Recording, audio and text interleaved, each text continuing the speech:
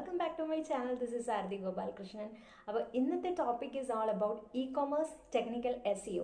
അതായത് ഒരു ഇ-കൊമേഴ്സ് സ്റ്റോറിൽ നമുക്ക് എങ്ങനെ ടെക്നിക്കൽ SEO ഇംപ്ലിമെൻറ്റ് ചെയ്യാം എന്നുള്ളതാണ്. അപ്പോൾ ഞാൻ വിശ്വസിക്കുന്നു നിങ്ങൾ ബാക്കി രണ്ട് പാർട്ടും കണ്ടിട്ടുണ്ടാകും. കാരണം പാർട്ട് 1 എന്ന് പറയുന്നത് ഇ-കൊമേഴ്സ് വെബ്സൈറ്റിൻ്റെ കീവേഡ് റിസർച്ച് എങ്ങനെ ചെയ്യാം എന്നുള്ളതാണ്. പാർട്ട് 2 എന്ന് വെച്ച് കഴിഞ്ഞാൽ ഒരു ഇ-കൊമേഴ്സ് സ്റ്റോറിൻ്റെ വെബ്സൈറ്റ് ആർക്കിടെക്ചർ എങ്ങനെ ഇരിക്കണം എന്ന് ഉള്ള ഒരു ടോപ്പിക്കാണ്. Then comes part 3. Part 3 is technical SEO, അതായത് ഈ വീഡിയോ. അപ്പോൾ രണ്ട് പാർട്ട് കണ്ടിട്ടില്ല എന്നുണ്ടെങ്കിൽ ഞാൻ ലിങ്ക് ഡിസ്ക്രിപ്ഷനിൽ ഇട്ടേക്കാം. കാരണം അത് കണ്ടു കഴിഞ്ഞിട്ട് ഇത് കാണുമ്പോൾ നിങ്ങൾക്ക് ടോപ്പിക്സ് തമ്മിൽ കണക്ട് ചെയ്യാൻ പറ്റും. Okay, so stay tuned. So technical SEO എന്ന് പറഞ്ഞാൽ നമ്മുടെ വെബ്സൈറ്റിൽ നമ്മൾ കുറേ കാര്യങ്ങൾ ചെയ്യും, അതായത് ഒപ്റ്റിമൈസേഷൻസ് ചെയ്യും. അത് ചെയ്യുമ്പോൾ ഉള്ള ബെനിഫിറ്റ് എന്താണെന്ന് വെച്ച് കഴിഞ്ഞാൽ, ഇപ്പോൾ ഗൂഗിൾ സെർച്ച് എഞ്ചിൻ സ്പൈഡേഴ്സിന് നമ്മുടെ കണ്ടന്റ് ക്രോൾ ചെയ്യാൻ എളുപ്പമായിരിക്കും. ഓക്കെ, അപ്പോൾ ക്രോൾ ചെയ്യാൻ എളുപ്പമാകുമ്പോഴത്തേക്ക് എന്താണ് ഗുണം? നമ്മുടെ വെബ്സൈറ്റ് പെട്ടെന്ന് ഇൻഡെക്സ് ആകാൻ സഹായിക്കുന്നു. അപ്പോൾ എന്താണ് അതിൻ്റെ അഡ്വാൻറ്റേജ് എന്ന് വെച്ച് കഴിഞ്ഞാൽ, it improves your organic rankings. അത് എങ്ങനെയാണെന്ന് ചോദിച്ചു കഴിഞ്ഞാൽ, ഇപ്പം നമ്മളിപ്പോൾ ഈ ടെക്നിക്കൽ SEO ഒക്കെ നമ്മുടെ വെബ്സൈറ്റിൽ ചെയ്യുവാണ്. ഓക്കെ, നമ്മൾ ചെയ്തു. അപ്പോൾ ഒരാൾ നമ്മുടെ ബിസിനസ് റിലേറ്റഡ് ആയിട്ട് എന്തെങ്കിലും ഒരു കാര്യം ഗൂഗിൾ സെർച്ച് ചെയ്യുമ്പോൾ, ഓക്കെ, ഇപ്പം ഞാനൊരു ഇൻറ്റീരിയർ കമ്പനിയാണ് റൺ ചെയ്യുന്നതെന്നുണ്ടെങ്കിൽ ഏതെങ്കിലും ഒരാൾക്ക് ആ ഒരു സർവീസ് വേണം. അപ്പോൾ അവർ ഗൂഗിൾ എടുത്തിട്ട് ഇന്ന service, interior services in Kerala എന്ന് പറഞ്ഞ് കൊടുക്കുമ്പോൾ ഫസ്റ്റ് റാങ്ക് ചെയ്യുന്നത് എൻ്റെ വെബ്സൈറ്റ് ആയിരിക്കണം. ഓക്കെ, അതിനാണ് നമ്മൾ വെബ്സൈറ്റ് ഒപ്റ്റിമൈസേഷൻ ചെയ്യുന്നത്. അപ്പോൾ ടെക്നിക്കൽ SEO എന്ന് പറയുന്നത് ഒരു വലിയ ഫാക്ടറാണ് നമ്മൾ കൺസിഡർ ചെയ്യേണ്ടത്. ഓക്കെ, അപ്പോൾ ഇനി ഇ-കൊമേഴ്സ് സ്റ്റോർ എടുക്കാം. ഒരു നോർമൽ ഒരു വെബ്സൈറ്റും ഒരു ഇ-കൊമേഴ്സ് വെബ്സൈറ്റും തമ്മിൽ ഒരുപാട് വ്യത്യാസമുണ്ട്. കാരണം ഒരു ഇ-കൊമേഴ്സ് വെബ്സൈറ്റ് എന്ന് പറയുമ്പോൾ, ഇപ്പോൾ ഒരു വലിയ സ്റ്റോറാണ് ഞാൻ ഉദ്ദേശിക്കുന്നതെന്ന് വെച്ചാൽ, ഒരുപാട് പ്രോഡക്ട്സ് ഉള്ളൊരു സ്റ്റോറാണ് ഞാൻ ഉദ്ദേശിക്കുന്നതെങ്കിൽ ഹൺഡ്രഡ്സ് ഓഫ് പേജസ് ആണ്, ചിലപ്പോൾ hundreds and thousands of pages ഉണ്ടാവും. ഓക്കെ, ഒരു നോർമൽ വെബ്സൈറ്റ് എടുത്തു കഴിഞ്ഞാൽ, ജസ്റ്റ് ഒരു സിമ്പിൾ ഒരു വെബ്സൈറ്റ് എടുത്തു കഴിഞ്ഞാൽ ചിലപ്പം ഒരു ലാൻഡിങ് പേജ്. ഇനി ഇപ്പോൾ സാധാ ഒരു വെബ്സൈറ്റ് എടുത്തു കഴിഞ്ഞാൽ എത്രയാ? About, home page, contacts page, services page, അങ്ങനെ കുറച്ച് ഒരു മാക്സിമം ഒരു 10 പേജസ് കാണുമായിരിക്കും അല്ലേ? അതേസമയം ഒരു ഇ-കൊമേഴ്സ് സ്റ്റോർ എടുത്തു കഴിഞ്ഞാലോ ഓരോ പ്രോഡക്ട്സും, അതുപോലെ കാറ്റഗറി പേജസ്, ഓക്കെ, ഇൻഡിവിജ്വൽ ആയിട്ടുള്ള പ്രോഡക്റ്റ് പേജസ്, പിന്നെ ഓരോ പ്രോഡക്റ്റിനും പല സൈസസ് ഉണ്ടാകും, പല കളർ വേരിയേഷൻസ് ഉണ്ടാവും. അപ്പോൾ പല എന്താ പറയുക, ഇഷ്ടം പോലെ പേജസ് ആയിരിക്കും. ഒരുപാട് പ്രോഡക്ട്സ് ഉള്ള സ്റ്റോർ ആണെങ്കിൽ പിന്നെ പറയേണ്ട കാര്യമില്ല, ഇഷ്ടം പോലെ പേജസ് ആയിരിക്കും. അപ്പോൾ ഇതിൽ വരുന്ന ഒരു പ്രശ്നം എന്ന് വെച്ച് കഴിഞ്ഞാൽ, മിക്ക ഇ-കൊമേഴ്സ് പേജസിന് എടുത്തു കഴിഞ്ഞാലും അവർക്ക് ബാക്ക് ലിങ്ക്സ് ഒരുപാട് കാണില്ല. കാരണം ഇപ്പം നമ്മളൊരു സിമ്പിൾ ഒരു വെബ്സൈറ്റ് ഫോക്കസ് ചെയ്യുമ്പം, ഓക്കെ, നമുക്ക് ബാക്ക് ലിങ്ക്സ് കിട്ടാൻ എളുപ്പമാണ്. എന്ന് വെച്ച് കഴിഞ്ഞാൽ നമ്മൾ പല സ്ഥലത്ത് നിന്ന് നമ്മൾ ബാക്ക് ലിങ്ക്സ്, അതായത് ജെനുവിൻ ബാക്ക് ലിങ്ക്സ് കിട്ടാൻ കുറച്ച് പാടാണ്. എന്നാലും ഫൈൻ, നമുക്കത് ആക്കിയെടുക്കാൻ പറ്റും. പക്ഷേ ഇ-കൊമേഴ്സ് സ്റ്റോർ എന്ന് പറയുമ്പോഴത്തേക്ക് ഇത്രയും പേജസിനും കൂടെ പോയിന്റ് ചെയ്യാനുള്ള ബാക്ക് ലിങ്ക്സ് കിട്ടാന്ന് വെച്ച് കഴിഞ്ഞാൽ ഭയങ്കര ടിഡിയസ് ആയിട്ടുള്ള ഒരു ടാസ്ക്കാണ്.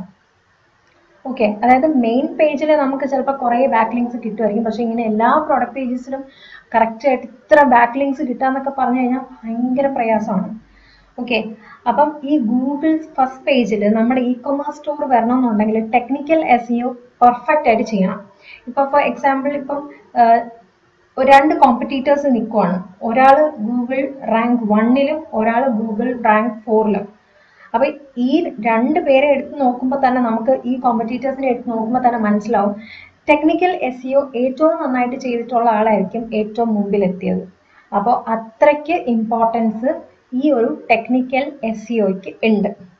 ഓക്കെ, അപ്പം ശരിക്കും ഈ ഇ-കൊമേഴ്സ് സ്റ്റോറിൻ്റെ ടെക്നിക്കൽ SEO ചെയ്യാന്ന് പറഞ്ഞു കഴിഞ്ഞാൽ ഒരുപാട് ടൈം കൺസ്യൂമിങ് ആണ്. പക്ഷേ നിങ്ങൾക്ക് നിങ്ങളുടെ റിസൾട്ട് വേണമെന്നുണ്ടെങ്കിൽ, അതായത് ഓർഗാനിക് സെയിൽസ് വേണം എന്നുണ്ടെങ്കിൽ വെബ്സൈറ്റ് പക്കയായിട്ട് SEO ചെയ്തിരിക്കണം. ഇപ്പം എല്ലാ എറേഴ്സും ഇപ്പം നമുക്ക് സോൾവ് ചെയ്യാൻ ചിലപ്പോൾ പറ്റിയെന്നില്ല. പക്ഷെ എന്നാലും മാക്സിമം നമ്മൾ സൈറ്റ് ഓഡിറ്റ് ഒക്കെ നടത്തി അതിൽ വരുന്ന എറേഴ്സ് എന്തൊക്കെയാണെന്ന് അനലൈസ് ചെയ്ത് സോർട്ട് ഔട്ട് ചെയ്യാൻ പറ്റുന്നതാണെങ്കിൽ സോർട്ട് ഔട്ട് ചെയ്യുക. ഓക്കെ, അപ്പോൾ അതിന് എന്താണ് വേണ്ടതെന്ന് വെച്ച് കഴിഞ്ഞാൽ, നമ്മൾ ടെക്നിക്കൽ SEO സൈറ്റ് ഓഡിറ്റ്സ് നടത്തുക. ഒരു ഇ-കൊമേഴ്സ് സ്റ്റോർ നിങ്ങളുടെ കയ്യിൽ കിട്ടി, ഇത് എങ്ങനെയാണ് എന്താണ് ചെയ്യേണ്ടത് എന്ന് നോക്കുകയാണെന്നുണ്ടെങ്കിൽ ഫസ്റ്റ് ചെയ്യേണ്ട കാര്യം നിങ്ങളൊരു SEO audit, technical SEO site audit ചെയ്യുക. സോ SEO സൈറ്റ് ഓഡിറ്റിന് കുറേ ടൂൾസ് അവൈലബിൾ ആണ്. ഇത് മാത്രമല്ല, ഞാൻ ഈ പറയുന്നത് മാത്രമല്ല, ഒരുപാട് ടൂൾസ് ഗൂഗിളിൽ നിങ്ങൾ സെർച്ച് ചെയ്താൽ മതി, അതിൽ അറിയാൻ പറ്റും. അപ്പോൾ മെയിൻ ആയിട്ടുള്ള ടൂൾസ് എന്ന് പറയുന്നത് SEMrush, DeepCrawl, Screaming Frog, Site Condor, Ahrefs, Raven Tools, Ubersuggest. അപ്പോൾ ഈ ടെക്നിക്കൽ SEO പ്രോബ്ലംസ് എന്ന് പറഞ്ഞു കഴിഞ്ഞാൽ ഇപ്പം നമ്മുടെ ടൈറ്റിൽ ടാഗിൻ്റെയോ അല്ലെങ്കിൽ ഡിസ്ക്രിപ്ഷൻ ടാഗിനെ ബേസ് ചെയ്തിട്ട് വരുന്ന എറേഴ്സ്, പിന്നെ ഡ്യൂപ്ലിക്കേറ്റ് കണ്ടന്റ്, അതുപോലെ തിൻ കണ്ടന്റ്, ബ്രോക്കൺ ലിങ്ക്സ്, അങ്ങനെ ഒരുപാട് പ്രോബ്ലംസ് വരാം. ഇത് മാത്രമല്ല ഒരുപാട് പ്രോബ്ലംസ് വരാം. അത് എങ്ങനെയാണെന്ന് ചോദിച്ചു കഴിഞ്ഞാൽ, ഇപ്പോൾ എക്സാമ്പിൾ ഞാനിപ്പോൾ Ubersuggestന്റെ സൈറ്റ് ഓഡിറ്റ് ആണ് എടുക്കുന്നത്. ഈ ബാക്കിയുള്ള ഈ Raven ടൂൾസ് ഇതെല്ലാം പെയ്ഡാണ്. സ്ക്രീനിങ് ഫ്രോഗ് ഓക്കെ, Ubersuggest ആണ് ഞാൻ കൂടുതൽ യൂസ് ചെയ്തിട്ടുള്ളത്. പക്ഷെ അതിപ്പോൾ വീണ്ടും അത് അപ്ഗ്രേഡ് ചെയ്യാൻ പറയുന്നുണ്ട്. നമുക്ക് കുറച്ച് കാര്യങ്ങളൊക്കെ അതിൽ നിന്ന് കിട്ടത്തുള്ളൂ. ഇപ്പോൾ നേരത്തെ ഉണ്ടായിരുന്നു.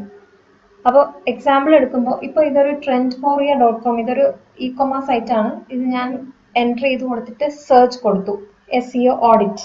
ഓക്കെ, അപ്പോൾ അവർ റിപ്പോർട്ട് തന്നു. SEO സ്കോർ, അതുപോലെ മന്ത്ലി ട്രാഫിക്, പിന്നെ ഓർഗാനിക് കീവേഡ്സ്, ബാക്ക് ലിങ്ക്സ് എത്രയാണ് എങ്ങനെയാണെന്നുള്ളത്.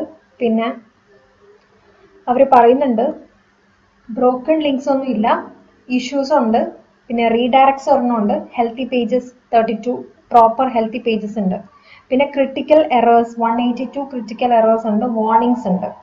അപ്പോൾ ക്രിട്ടിക്കൽ എറേഴ്സ് ആണ് നമ്മൾ കൂടുതൽ ഇമ്പോർട്ടൻസ് കൊടുക്കുന്നത്. പിന്നെ സൈറ്റ് സ്പീഡ് കാണിക്കുന്നുണ്ട്, ഡെസ്ക്ടോപ്പിൽ ഇത്രയും ടൈം എടുക്കുന്നുണ്ട് ലോഡ് ആവാൻ, മൊബൈലിൽ ഇത്ര ടൈം എടുക്കുന്നുണ്ട് ലോഡ് ആവാൻ.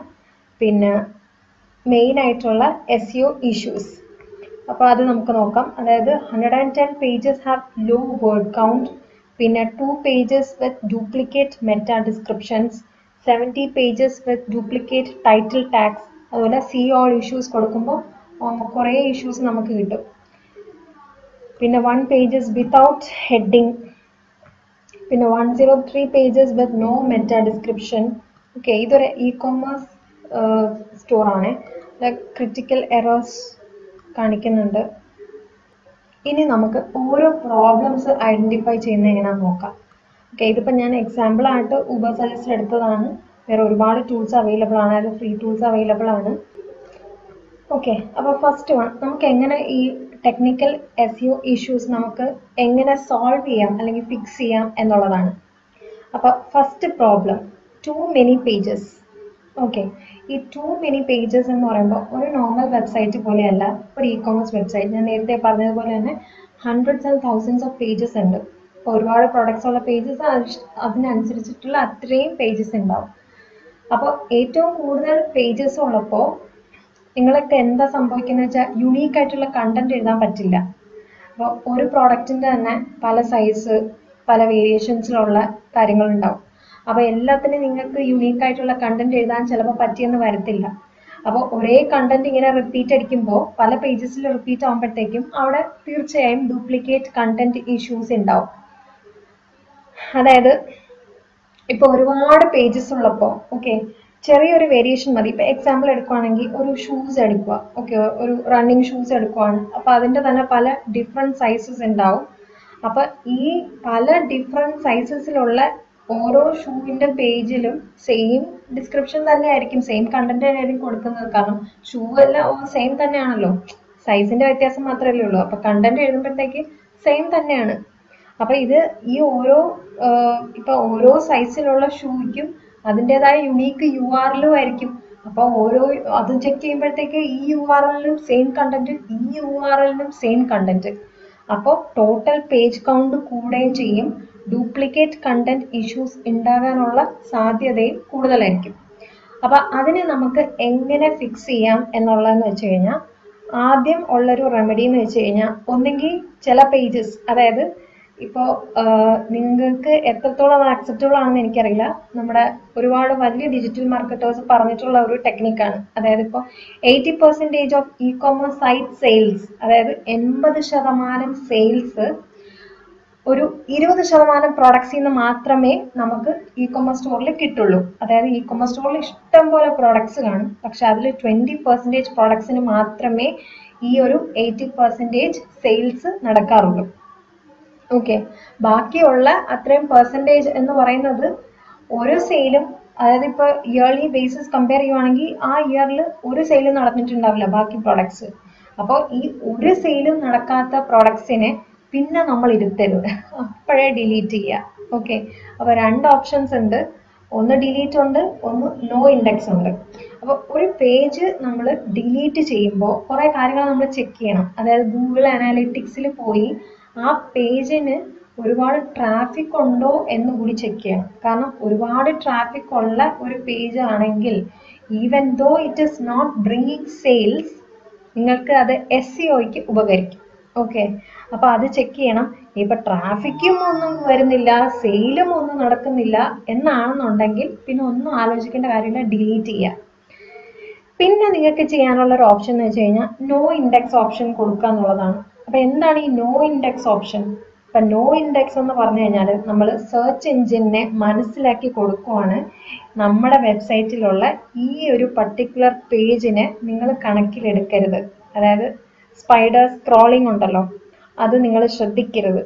ഓക്കെ, ഇതിനെ നിങ്ങൾ മൈൻഡ് ആക്കരുത്. ഇങ്ങനെ ഒരു പേജ് നിങ്ങൾ കാണരുത് എന്നുള്ള ഒരു നോട്ടിഫിക്കേഷൻ കൊടുക്കുകയാണ് ചെയ്യുന്നത്. ഓക്കെ, അപ്പോൾ ആ പേജ് അവിടെ ഉണ്ടായാലും ഇല്ലെങ്കിലും നോ പ്രോബ്ലംസ്. അപ്പം നോ ഇൻഡെക്സിങ് എങ്ങനെയാണ് കൊടുക്കുന്നത് വെച്ച് കഴിഞ്ഞാൽ ഒരു മെറ്റാ ടാഗ്, ഇപ്പം ഏത് പേജിനാണോ എനിക്ക് മൈൻഡ് ആക്കണ്ട എന്ന് തോന്നുന്ന ഒരു പേജ് ഉണ്ടെങ്കിൽ ആ പേജിൻ്റെ ഹെഡ് പോർഷനിൽ, അത് കോഡിൽ ഹെഡ് പോർഷനിൽ നിങ്ങൾ ഈ മെറ്റാ ടാഗ് കൊണ്ടുപോയി പ്ലേസ് ചെയ്യുക. അതായത് meta name is equal to robots, content is equal to no index. ഈ ഒരു കോഡ് നമ്മൾ യൂസ് ചെയ്യുന്നത് ഓൾമോസ്റ്റ് എല്ലാ സെർച്ച് എൻജിൻസിനും ബാധകമായിട്ടാണ്. ഇനിയിപ്പോൾ ഗൂഗിൾ സെർച്ച് എൻജിൻ സ്പെസിഫിക് ആയിട്ടെന്നാണ് നിങ്ങൾ ഫോക്കസ് ചെയ്യുന്നതെന്നുണ്ടെങ്കിൽ നിങ്ങൾക്ക് ഈ കോഡ് കൊടുക്കാം. അതായത് ഈ കോഡാണ് നിങ്ങൾ കൊടുക്കേണ്ടത്. Meta name is equal to Google bot, content is equal to no index. അപ്പോൾ ഇത് എവിടെയാണ് കൊടുക്കേണ്ടത്? നിങ്ങൾ ഏത് പേജിനാണോ വേണ്ട എന്ന് തോന്നുന്ന പേജ്, അതായത് ഇൻഡെക്സ് ചെയ്യേണ്ട, ശ്രദ്ധിക്കേണ്ട, മൈൻഡ് ആക്കണ്ട എന്ന് തോന്നുന്ന പേജ് ഏതാണോ ആ പേജിൻ്റെ കോഡിൽ ഹെഡ് സെക്ഷനിൽ മെറ്റാ ടാഗ് ആയിട്ട് ഈ ഒരു കോഡ് ഉൾപ്പെടുത്തുക. ഓക്കെ, അപ്പം നോ ഇൻഡെക്സിങ് ആയി. അപ്പോൾ ഒന്നെങ്കിൽ നിങ്ങൾക്ക് ഡിലീറ്റ് ചെയ്യാം, അതല്ലാന്നുണ്ടെങ്കിൽ നോ ഇൻഡെക്സ് ചെയ്യാം. അപ്പോൾ ഡിലീറ്റ് ചെയ്യുവാണെന്നുണ്ടെങ്കിൽ അതിൻ്റെ ആ ഒരു ട്രാഫിക്കും കൂടി കണക്കിലെടുത്തിട്ട് മാത്രമേ നിങ്ങൾ ചെയ്യാവുള്ളൂ. അല്ലെങ്കിൽ ഓവറോൾ SEO പെർഫോമൻസ് ഡൗൺ ആക്കി കളയും, അത് പിന്നെ ഇരട്ടിപ്പണിയാവും. ഓക്കെ, നെക്സ്റ്റ് ഇഷ്യൂ എന്ന് പറയുന്നത് ഡ്യൂപ്ലിക്കേറ്റ് കണ്ടന്റ് ആണ്. അപ്പം ഡ്യൂപ്ലിക്കേറ്റ് കണ്ടന്റ് എന്തായാലും ഒരു ഇ കൊമേഴ്സ് സ്റ്റോറിൽ ഉണ്ടാവും. കാരണം ഒരുപാട് പേജസ്, ഒരു പ്രോഡക്റ്റിന് തന്നെ പല പേജസ് ഉണ്ട്. അപ്പോൾ ഒരു പ്രോഡക്റ്റിന് തന്നെ സൈസ് വേരിയേഷൻസ് ഉണ്ടാവും, പിന്നെ കളർ വേരിയേഷൻസ് ഉണ്ടാവും, പിന്നെ പ്രൈസിങ് ഫിൽറ്റേഴ്സിൽ വരാം. ഒരു പ്രോഡക്റ്റ് തന്നെ പല ഫിൽറ്റേഴ്സിൽ വരാം. ഓക്കെ, അപ്പോൾ ഇതിനെല്ലാം ഓരോ യുണീക്ക് URLs ഉണ്ട്. അപ്പോൾ തീർച്ചയായും ഏറ്റവും കോമൺ ഇഷ്യൂ ആണ്, അത് ഇ കൊമേഴ്സിലുള്ള ഏറ്റവും കോമൺ ഇഷ്യൂ ആണ് ഈ ഡ്യൂപ്ലിക്കേറ്റ് കണ്ടന്റ് എന്ന് പറയുന്നത്. അപ്പോൾ ഈ ഗൂഗിൾ പാണ്ട എന്ന് പറഞ്ഞ ഒരു അൽഗോറിതമിക് അപ്ഡേറ്റ് ഉണ്ട്.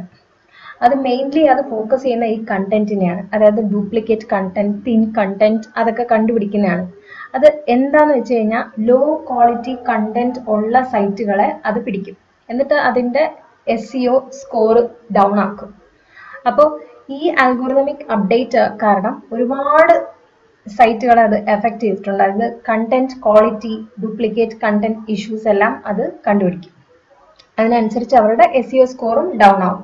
ഓക്കെ, അപ്പോൾ ഈ ഒരു പ്രശ്നത്തിൽ നിന്ന് ഓവർകം ചെയ്യാൻ, അതായത് ഈ ഒരു അൽഗോറിതമിക് അപ്ഡേറ്റിൻ്റെ ഈ ഒരു പ്രശ്നത്തിൽ നിന്ന് ഓവർകം ചെയ്യാനുള്ള ഒരേ ഒരു ഫാക്ടർ എന്ന് പറഞ്ഞാൽ, നമുക്ക് ചെയ്യാനുള്ള കാര്യം എന്ന് വെച്ചാൽ ഏതാണോ കണ്ടന്റ് ഇഷ്യൂ ആയിട്ടുള്ള കണ്ടന്റ് അത് അപ്ഡേറ്റ് ചെയ്ത് ഹൈലി എന്താ പറയുക ക്വാളിറ്റി ഉള്ള വാല്യുബിൾ ആയിട്ടുള്ള കണ്ടന്റ് പ്രൊവൈഡ് ചെയ്യുക. അതുപോലെ ഡ്യൂപ്ലിക്കേറ്റ് കണ്ടന്റ് എല്ലാം മാറ്റിയിട്ട് യുണീക്ക് കണ്ടന്റ് അപ്ഡേറ്റ് ചെയ്യുക. അത് മാത്രമേ ഉള്ളൂ അതിനൊരു സൊല്യൂഷൻ ആയിട്ടുള്ളത്. ഓക്കെ, പിന്നെ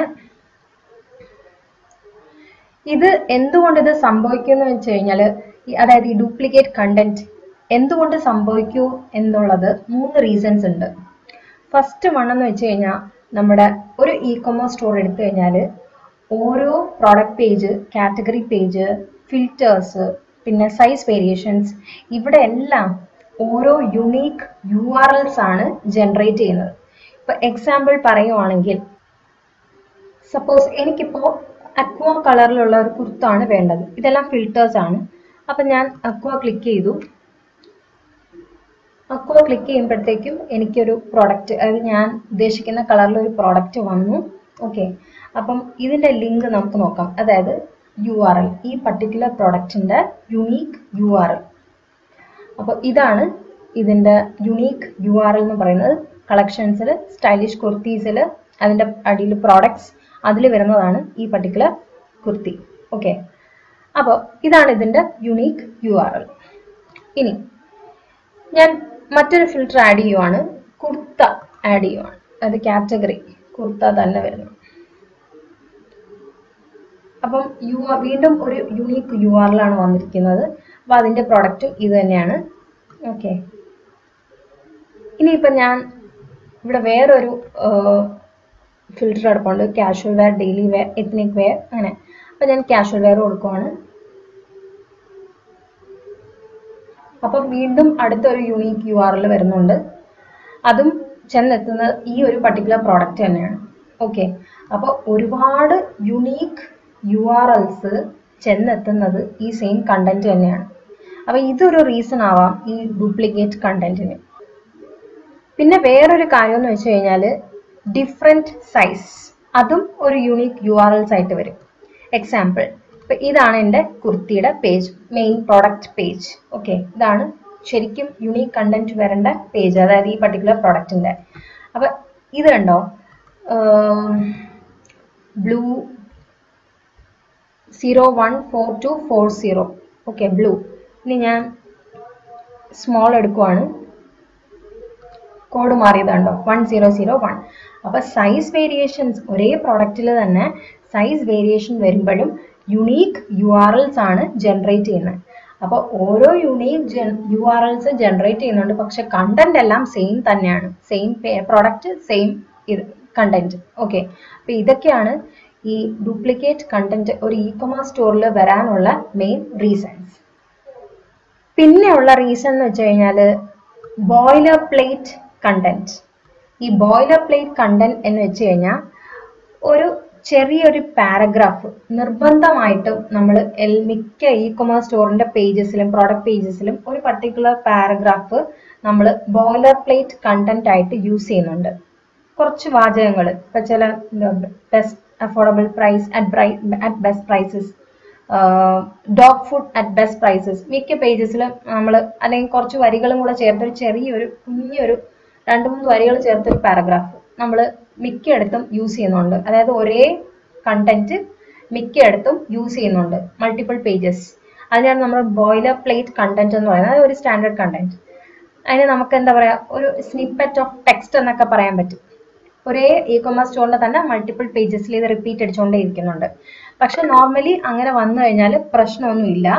പക്ഷേ ഈ കണ്ടന്റ് 100+ വേർഡ്സ് ആയി കഴിഞ്ഞാലാണ് ഇതിനെ നമ്മൾ ഗൂഗിളിന്റെ കണ്ണിൽ ഡ്യൂപ്ലിക്കേറ്റ് കണ്ടന്റ് എന്ന് പറയുന്നത്. അപ്പോൾ 100+ വേർഡ്സിന്റെ അകത്ത് നിൽക്കുന്ന രീതിയിൽ വേണം നമ്മൾ ബോയിലർ പ്ലേറ്റ് കണ്ടന്റ് ചൂസ് ചെയ്യാനായിട്ട്. ഓക്കെ, പിന്നെ വരുന്ന പ്രശ്നം എന്ന് വെച്ച് കഴിഞ്ഞാൽ, ഡ്യൂപ്ലിക്കേറ്റ് കണ്ടന്റിൽ വരുന്ന പ്രശ്നം എന്ന് വെച്ച് കഴിഞ്ഞാൽ കോപ്പി ഡിസ്ക്രിപ്ഷൻസ്. അത് ഈ പറഞ്ഞ പോലെ ഞാനും ചെയ്തിട്ടുള്ളതാണ്. കാരണം ചില സമയത്ത് നമുക്ക് ഇപ്പം എൻ്റെ സ്റ്റോറും മറ്റൊരു സ്റ്റോറും എടുക്കുവാണ്. ഓക്കെ, അപ്പം മറ്റൊരു സ്റ്റോറിലും എൻ്റെ സെയിം പ്രോഡക്റ്റ് ആണ് വിൽക്കുന്നത്.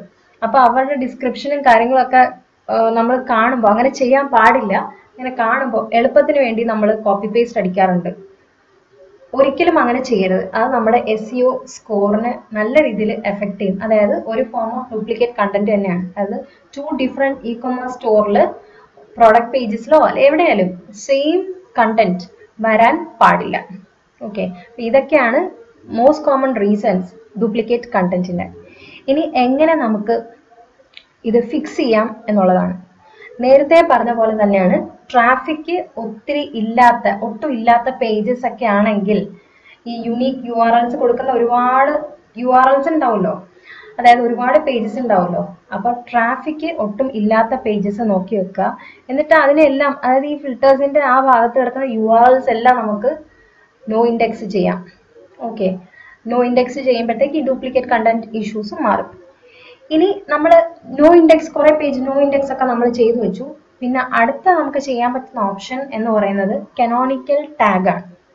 അപ്പൊ കനോണിക്കൽ ടാഗ് നമ്മൾ ഒരു പേജിൽ ഉൾപ്പെടുത്തുവാണെങ്കിൽ നമ്മൾ ഗൂഗിളിന് പറഞ്ഞു കൊടുക്കുവാണ് ഈ പേജ് എന്ന് പറയുന്ന മറ്റൊരു പേജിന്റെ മാസ്റ്റർ കോപ്പിയാണ്, സോ ഡ്യൂപ്ലിക്കേറ്റ് കണ്ടന്റിൽ ഇത് ഉൾപ്പെടുത്തരുത് എന്ന് നമ്മൾ ഗൂഗിളിനെ പറഞ്ഞ് മനസ്സിലാക്കിപ്പിക്കുവാണ്. അപ്പൊ അതിന്റെ കോഡ് എന്ന് വെച്ച് കഴിഞ്ഞാൽ link REL is equal to canonical href is equal to https നമ്മുടെ വെബ്സൈറ്റ്, അതായത് URL, മെയിൻ URL കൊടുക്കുക. അപ്പൊ ഈ ഒരു കോഡ് ഞാൻ ഒരു പേജിൽ ഇടുവാണെങ്കിൽ അതിന്റെ അർത്ഥം ഈ പേജ് എന്ന് പറയുന്നത് ഈ പർട്ടിക്കുലർ URL, അതായത് ഈ URL ഉള്ള പേജ് ഉണ്ടല്ലോ അതിന്റെ മാസ്റ്റർ കോപ്പിയാണ് ഈ പേജ് എന്നുള്ളത്. ഒന്നുകൂടി പറയാം, ഞാനൊരു പേജിൽ ഈ കോഡ് കൊടുക്കുവാണെങ്കിൽ അതിൻ്റെ അർത്ഥം ആ പേജ് എന്ന് പറയുന്ന ഈ URL അടങ്ങിയിട്ടുള്ള പേജ് ഉണ്ടല്ലോ അതിൻ്റെ മാസ്റ്റർ കോപ്പിയാണ് എന്ന് പറഞ്ഞു കൊടുക്കുവാണ്. ഓക്കെ, അപ്പം ഗൂഗിൾ അത് നോക്കുമ്പോഴത്തേക്ക് മനസ്സിലാവും, ഇത് ആ പേജിൻ്റെ അല്ലെങ്കിൽ ആ URLന്റെ മാസ്റ്റർ കോപ്പിയാണ്, അതിനനുസരിച്ച് അങ്ങ് വിട്ടുപോകും.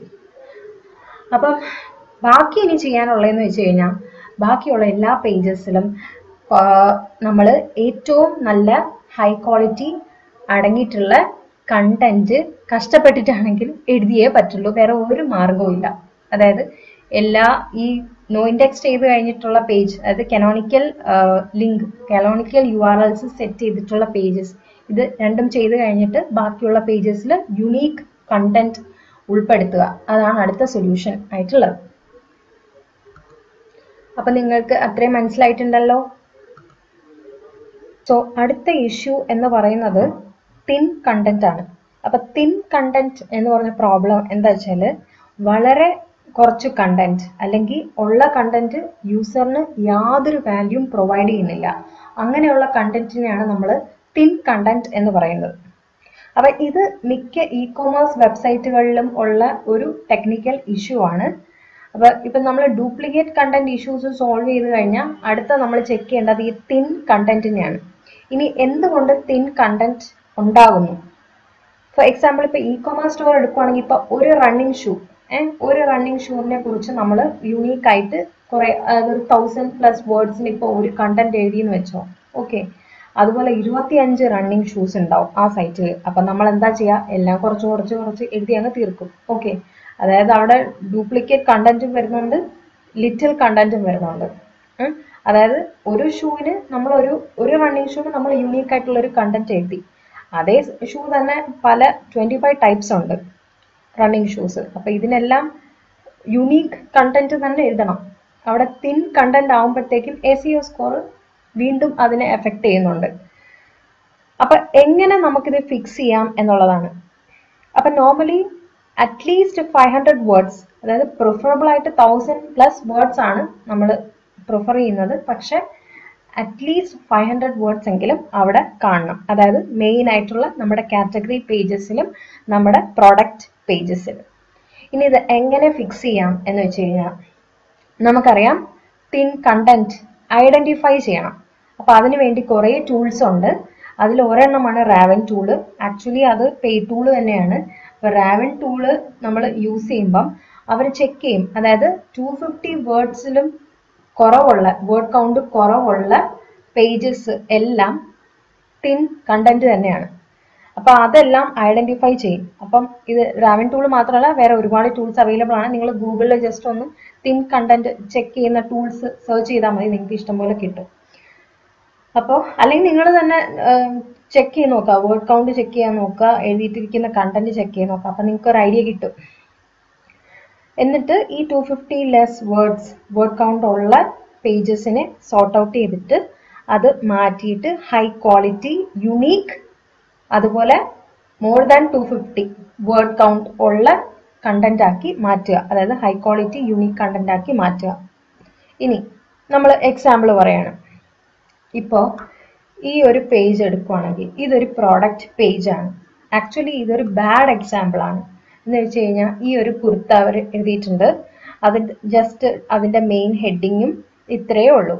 ഓക്കെ, സൈസ് വേരിയേഷൻ കൊടുത്തിട്ടുണ്ട്, പിന്നെ എല്ലാം വളരെ ഷോർട്ട് ആക്കിയിട്ടാണ് കൊടുത്തിട്ടുള്ളത്. ഓക്കെ, അപ്പോൾ ഇവർക്ക് തന്നെ സത്യം പറഞ്ഞാൽ മറ്റ് പല പ്രോഡക്റ്റിലും ഇവർ ഈ സെയിം തന്നെ ആയിരിക്കും അങ്ങോട്ടും ഇങ്ങോട്ടും ഒക്കെ ഇട്ടിട്ടുണ്ടാവുക. അപ്പോൾ ഇത് ശരിക്കും ആക്ച്വലി തിൻ കണ്ടന്റ് ആണ്, കാരണം it's less than 250 words. Okay, അപ്പോൾ എങ്ങനെ ഒരു പ്രൊഡക്റ്റ് പേജ് വേണം എന്ന് ചോദിച്ചു കഴിഞ്ഞാൽ, ഇപ്പം ഇത്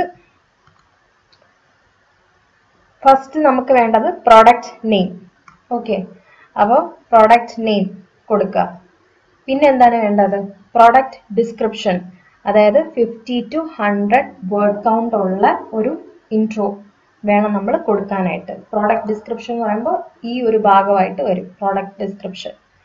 ഓക്കെ, അത് 50 to 100 വേർഡ്സിൽ കൊടുക്കുക. പിന്നെ ഫീച്ചേഴ്സ് ഇൻ ബുള്ളറ്റ്സ് മെൻഷൻ ചെയ്യുക, അതായത് ഇങ്ങനെ ലിസ്റ്റ് ചെയ്ത് എഴുതുക, point by points in bullets, ആ ഒരു പർട്ടിക്കുലർ പ്രോഡക്റ്റിന് എന്തൊക്കെ ഫീച്ചേഴ്സ് ആണ് ഉള്ളതെന്നുള്ളത്. പിന്നെ അടുത്ത സ്റ്റെപ്പ് എഴുതേണ്ടത് use cases, awards, benefits, product images, FAQs. Okay, ഇപ്പൊ ഒരു സ്കിൻ കെയറിന്റെ എന്തെങ്കിലും ഒരു പ്രോഡക്റ്റ് ആണെന്നുണ്ടെങ്കിൽ അതിന്റെ ബെനിഫിറ്റ്സ്, അതിന്റെ റെക്കഗ്നീഷൻസ്, പിന്നെ അതിന്റെ പല നല്ല ക്വാളിറ്റി ആയിട്ടുള്ള പ്രോഡക്റ്റ് ഇമേജസ്, FAQs എന്ന് വെച്ചാൽ frequently asked question and answers. ഇത് എപ്പോൾ യൂസ് ചെയ്യാം, ഇതിൽ എങ്ങനെയാണ് യൂസ് ചെയ്യേണ്ടത്, അങ്ങനെ ആൾക്കാർ കുറെ ക്വസ്റ്റ്യൻസ് നോർമലി ചോദിക്കുമല്ലോ, അത് നമുക്ക് ഇൻക്ലൂഡ് ചെയ്യാം. ഓക്കെ, എന്നിട്ട് ലാസ്റ്റ് സ്റ്റെപ്പാണ് ഒരു ചെറിയൊരു സമ്മറിയും ഒരു കോൾ ടു ആക്ഷനും. കോൾ ടു ആക്ഷൻ എന്ന് പറഞ്ഞാൽ ബൈ നൗ അല്ലെങ്കിൽ അങ്ങനെ എന്തെങ്കിലും. എന്നിട്ട് ആ കൺക്ലൂഷൻ എന്ന് പറഞ്ഞാൽ അതായത് last part summary plus call to action എന്ന് പറഞ്ഞാൽ 50 വേർഡ് കൊടുക്കുക, 50 വേർഡ് കൗണ്ട്. ഓക്കെ, അപ്പൊ ഇത്രയും ചേരുന്നതായിരിക്കണം നമ്മുടെ ഒരു കണ്ടന്റ്, ഒരു പ്രോഡക്റ്റ് പേജ് കണ്ടന്റ് എന്ന് പറയുന്നത്. അപ്പം അതിപ്പോ ഈ ഒരു ഐറ്റം തന്നെ അതിന്റെ പല വേരിയേഷൻസ് ഉണ്ടെങ്കിൽ പോലും നമ്മൾ യുണീക്ക് കണ്ടന്റ് ആയിട്ട് തന്നെ എഴുതുക. അല്ലെങ്കിൽ അയ്യോ ഇത് കുറെ ഉണ്ടല്ലോ, കുറെ പ്രോഡക്ട്സ് ഇതിന്റെ തന്നെ വേരിയേഷൻ ഉണ്ടല്ലോ, അപ്പൊ എല്ലാത്തിനും 2 വരി 3 വരി അങ്ങനെ ഇട്ട് കഴിഞ്ഞാൽ നിങ്ങൾക്ക് SEO സ്കോർ കിട്ടില്ല. അപ്പൊ ഇതാണ് അതിന്റെ ഫോർമാറ്റ്. പിന്നെ വരുന്ന അടുത്ത പ്രോബ്ലം എന്ന് പറഞ്ഞാൽ സൈറ്റ് സ്പീഡാണ്. ഓക്കെ, അപ്പൊ സൈറ്റ് സ്പീഡ് എന്ന് വെച്ച് കഴിഞ്ഞാൽ ഇപ്പൊ ഏതൊരു വെബ്സൈറ്റും സൈറ്റ് സ്പീഡ് വളരെ ഇമ്പോർട്ടൻ്റ് ആണ്, ഇ കൊമേഴ്സിന് പ്രത്യേകിച്ചും. ഓക്കെ, അതിന്റെ റീസൺ എന്ന് വെച്ച് കഴിഞ്ഞാൽ ഈ ഇടയ്ക്ക് റിസർച്ചിൽ പറയുന്നുണ്ട്, അതായത് ഇപ്പോൾ ഒരാള് പ്രോഡക്റ്റ് പേജിൽ കയറി ആഡ് ടു കാർട്ട് കൊടുത്തെന്ന് വെച്ചോ, അതിങ്ങനെ കറങ്ങിക്കൊണ്ടിരിക്കുക, ലോഡിങ്. ഓക്കെ, അപ്പൊ എന്താ സംഭവിക്കുന്ന വെച്ചാൽ ഈ കൊമേഴ്സിന്റെ കൂടുതൽ പരിപാടികളും ആ ഒരു കസ്റ്റമറിന്റെ അപ്പോഴത്തെ മൈൻഡ് സെറ്റ് പോലെ ഇരിക്കും. ഇപ്പൊ നമ്മളാണെങ്കിലും ഒരുപാട് സ്ലോ ആയി കഴിഞ്ഞാൽ നമ്മൾ ആ കാർട്ടിൽ നിന്ന് നമ്മൾ അങ്ങ് ഇറങ്ങിപ്പോവില്ലേ, എന്ന് വെച്ചാൽ കുറേ ടൈം എടുത്തു കഴിഞ്ഞാൽ നമ്മുടെ ക്ഷമ നശിക്കും. എല്ലാവർക്കും ടപ്പേ എന്ന് കാര്യങ്ങൾ കിട്ടണം. ഓക്കെ, അപ്പോൾ ഇപ്പൊ റിസർച്ചിൽ പ്രൂവ് ചെയ്തിട്ടുണ്ട്, ലോഡിംഗ് ടൈം വളരെ സ്ലോ ആയി കഴിഞ്ഞാൽ ഷോപ്പിംഗ് കാർട്ട് അമാൻഡ്മെന്റ് സംഭവിക്കാം, അതായത് ബൈ 29.8% പ്രൂവ്ഡ് ആണ്. അതിപ്പോ നമുക്ക് പറയേണ്ട കാര്യമൊന്നുമില്ല, ഏതൊരു സൈറ്റ് ആണെങ്കിലും ഒരുപാട് ടൈം എടുക്കുന്നുണ്ടെങ്കിൽ പിന്നെ നമ്മൾ അത് നോക്കണമെന്നില്ല. അപ്പോൾ എന്തുകൊണ്ടാണ് ഇത് സംഭവിക്കുന്നതെന്ന് വെച്ച് കഴിഞ്ഞാൽ 2 റീസൺസ് ഉണ്ട്, 2 അല്ല 3 റീസൺസ് ഉണ്ട്. ഒന്ന് ബ്ലോട്ടഡ് കോഡ്, അതായത് നമ്മൾ ഇ കൊമേഴ്സ് വെബ്സൈറ്റ് നമ്മൾ ഉണ്ടാക്കുമ്പോൾ നമ്മൾ യൂസ് ചെയ്യുന്ന കോഡിനെ അനുസരിച്ചിരിക്കും. ബ്ലോട്ടഡ് കോഡ്സ് എന്ന് വെച്ചാൽ ആവശ്യമില്ലാതെ, അതായത് അൺനെസസറി ആയിട്ടുള്ള ലോങ് കോഡ്സ്, അതുപോലെ ആവശ്യമില്ലാത്ത റിസോഴ്സസ് ചുമ്മാ അതിലേക്ക് കൊണ്ടുവരിക എന്ന് വെച്ചാൽ പ്രോപ്പർ ആയിട്ടുള്ള ഒരു ക്വാളിറ്റി കോഡിംഗ് ടെക്നിക്ക് ആയിരിക്കില്ല യൂസ് ചെയ്യുന്നത്. അപ്പൊ അങ്ങനെ വരുമ്പോഴത്തേക്കാണ് സൈറ്റ് സ്ലോ ആവാനുള്ള ഒരു കാരണം. രണ്ടാമത്തെ കാരണം എന്ന് വെച്ച് കഴിഞ്ഞാൽ ലാർജ് ഇമേജ് ഫയൽ സൈസസ്. ഇപ്പൊ നമ്മുടെ ഒരു എന്താ പറയാ 3 to 4 പേജസ് ഉള്ള ഒരു നോർമൽ വെബ്സൈറ്റിൽ ഇപ്പൊ ഇത്തിരി അത്യാവശ്യം കുഴപ്പമില്ലാത്ത ഒരു ഇമേജ് സൈസ് ഇട്ടാലും ഓക്കെ ആണ്. പക്ഷെ ഞാൻ റെക്കമെൻഡ് ചെയ്യില്ല, എല്ലാവരും പറയുന്നത് സ്മോൾ സൈസ്, അതായത് സൈസ് കുറഞ്ഞിട്ടുള്ള ഇമേജസ് ആണ് ഏറ്റവും പ്രിഫറബിൾ ആയിട്ടുള്ളത്. എങ്കിലും ഓക്കെ ആണ്. പക്ഷെ ഇ കൊമേഴ്സിന്റെ കാര്യത്തിൽ നമുക്ക് ഒരിക്കലും അങ്ങനെ ചെയ്യാൻ പറ്റില്ല, കാരണം hundreds and thousands of pages ഉണ്ട്. അപ്പോൾ ഒരു പ്രൊഡക്റ്റിന്റെ തന്നെ പല ആംഗിളിലുള്ള മിനിമം ഒരു 4 ആംഗിൾസിലുള്ള ഫോട്ടോസ് നമ്മൾ ഇട്ടിരിക്കണം, എങ്കിലേ ആ ഒരു പർട്ടിക്കുലർ പ്രൊഡക്റ്റിന് ഒരു ജെന്യുവിനിറ്റി ഫീൽ ചെയ്യത്തുള്ളൂ. ഹൈ സൈസുള്ള ഫോട്ടോസ് ഇടുമ്പോഴത്തേക്കും ഒന്ന് ആലോചിച്ച് നോക്കിയേ എത്ര ടൈം എടുക്കും അത് മൊത്തത്തിൽ ലോഡാവാൻ. അപ്പോൾ ഓരോ പ്രോഡക്റ്റും നമ്മൾ ക്ലിക്ക് ചെയ്യുമ്പോഴത്തേക്ക് തന്നെ ഒരുപാട് ടൈം എടുക്കും. അപ്പം അങ്ങനെയുള്ള കാര്യങ്ങൾ നമ്മൾ മാറ്റണം. ഇമേജ് ഫയൽ സൈസ് ശ്രദ്ധിക്കണം. കാരണം കസ്റ്റമേഴ്സിന് കാണുമ്പോൾ ചിലപ്പോൾ ഹൈ ക്വാളിറ്റി ഭയങ്കര സൈസിൽ കാണുമ്പോൾ ഭയങ്കര ഇതായിരിക്കും, പക്ഷെ നമുക്ക് പണിയാണ്. പിന്നെ വരുന്നത് സ്ലോ ഹോസ്റ്റിംഗ്, അതായത് നമ്മുടെ ഹോസ്റ്റിംഗ് പ്രൊവൈഡേഴ്സ്. അത് നമ്മൾ ചൂസ് ചെയ്യുന്ന പ്ലാൻ അനുസരിച്ചിരിക്കും. അപ്പോൾ പ്ലാൻ എന്ന് വെച്ച് കഴിഞ്ഞാൽ പ്രൈസിങ്ങിനെയൊക്കെ ബാധിക്കും. അതിപ്പോൾ ഞാൻ ഇന്ന റെക്കമെൻഡ് ഒന്നും ഞാൻ ചെയ്യില്ല, കാരണം ഇതിലിപ്പോൾ ഒരുപാട് കാര്യങ്ങൾ ശ്രദ്ധിക്കണമല്ലോ. നിങ്ങളൊരു പ്ലാൻ ചൂസ് ചെയ്യുമ്പോൾ നിങ്ങളുടെ പ്രൈസിങ്, അതുപോലെ അതിൻ്റെ സെക്യൂരിറ്റി, ലെവൽ ഓഫ് സപ്പോർട്ട്, അങ്ങനെ കുറേ കാര്യങ്ങൾ കൺസിഡർ ചെയ്തിട്ടായിരിക്കുമല്ലോ നിങ്ങൾ ഈ ഹോസ്റ്റിംഗ് പ്ലാൻ സെലക്ട് ചെയ്യുന്നത്. അപ്പോൾ ഹോസ്റ്റിംഗ് പ്ലാൻ സെലക്ട് ചെയ്യുമ്പോൾ അത്യാവശ്യം ചെറിയ എന്ന് വെച്ചാൽ തീരെ ലോ പ്ലാൻസ് എടുത്തു കഴിഞ്ഞാൽ അതിനനുസരിച്ചിരിക്കും അതിൻ്റെ സ്പീഡ്. ഓക്കെ, അപ്പോൾ അത് അപ്ഗ്രേഡ് ചെയ്യണം, ഹോസ്റ്റിംഗ് അപ്ഗ്രേഡ് ചെയ്യണം. പിന്നെ നമ്മുടെ ഇമേജ് സൈസ് അത് കംപ്രസ് ചെയ്യണം. അത് ഒത്തിരി വലിയ സൈസുള്ള ഇമേജസ് ഇട്ട് കഴിഞ്ഞാൽ ലോഡ് ആവാൻ ഒരുപാട് ടൈം എടുക്കും. ഓക്കെ, അപ്പോൾ ഇത്രയും കാര്യങ്ങൾ ശ്രദ്ധിക്കണം. അപ്പോൾ നമ്മുടെ ഇ-കൊമേഴ്സ് പാർട്ട് 3 ഇവിടെ തീരുവാണ്. അപ്പോൾ നെക്സ്റ്റ് വീഡിയോയിൽ ഇ-കൊമേഴ്സ് പാർട്ട് 4 വരുന്നതായിരിക്കും. അപ്പോൾ അതുവരെ ടേക്ക് കെയർ, ബൈ.